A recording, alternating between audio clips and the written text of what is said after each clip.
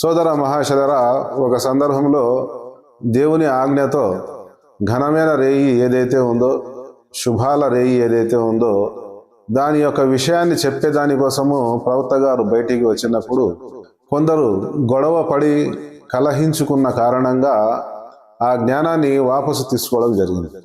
దానిలో కూడా దేవుని యొక్క ఒక మర్మం, ఒక ఉపమానం, ఒక హేతువు ఉండి ఉండవచ్చు.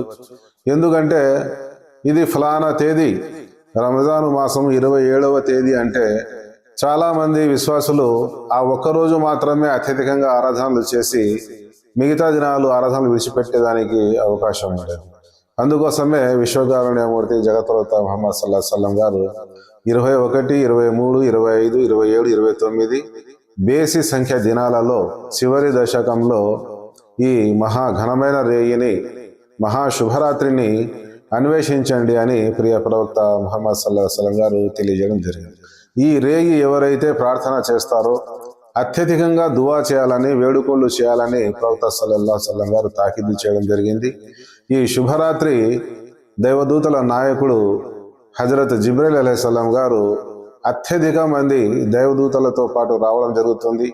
వారి వేడుకోళ్లను అంగీకరించడం జరుగుతుందని ప్రియ ప్రవక్త ముహమ్మద్ సల్లల్లాహు అలైహి వసల్లం గారు తెలుపడం జరిగింది. మరొక సందర్భంలో దైవదూతలను ఉద్దేశించి కారుణ్య ప్రభు అయిన దైవము, ఓ దైవదూతలారా, చూడండి నా దాసులు ఏ విధంగా దీనంగా వేడుకుంటున్నారో, మరి ఎవరైనా కష్టం చేసిన తర్వాత వారికి ప్రతిఫలం దొరకాలనా లేదా అంటే తప్పకుండా దొరకాలి అని దేవదూతలు చెప్పినప్పుడు, మరి ఇది ఒక మాసం ఉపవాసాలు పాటించడంతో పాటు అత్యధికంగా ఆరాధనలు చేయడం జరిగింది.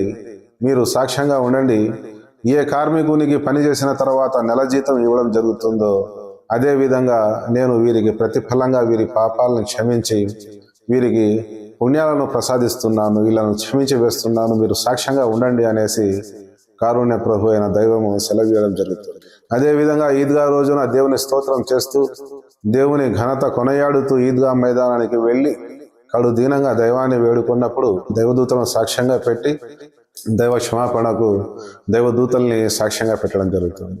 సోదర మహాశయరా, ఈ ఘనమైన రేయి ఏదైతే ఉందో దాన్ని పొందే ప్రయత్నం సర్వశక్తులా చేయాలి.